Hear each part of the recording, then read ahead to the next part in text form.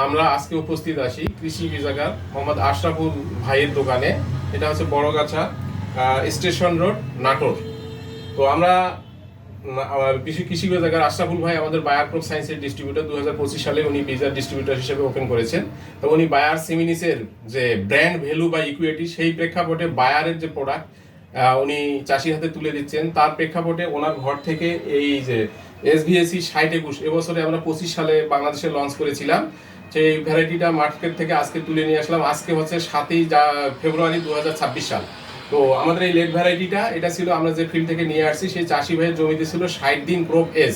তো লেট ভ্যারাইটির যে বৈশিষ্ট্যগুলো আমি সাধারণত যেটা জানি, যে লেট ভ্যারাইটিটা হবে বিশেষ করে যখন লেটে ডিসেম্বরে চারা বপন করে ডিসেম্বরের শেষে বা জানুয়ারিতে লাগাবে, আসলে এটা ফেব্রুয়ারি মার্চ মাসে উঠবে।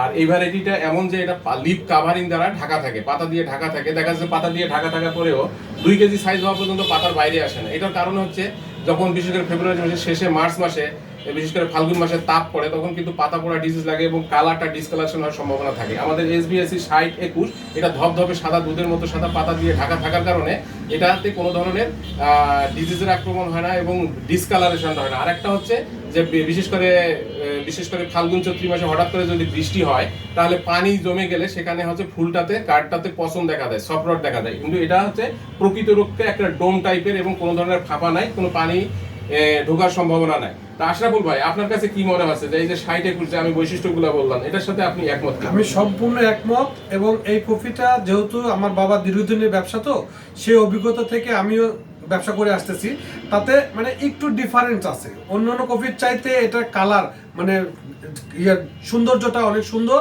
প্লাস হলো টাইটনেসটা ভালো। আর মানে একটা ছোট্ট জায়গার মধ্যে 1.5-2 কেজি কফি হয়ে থাকে, এটা বোঝা যায় না।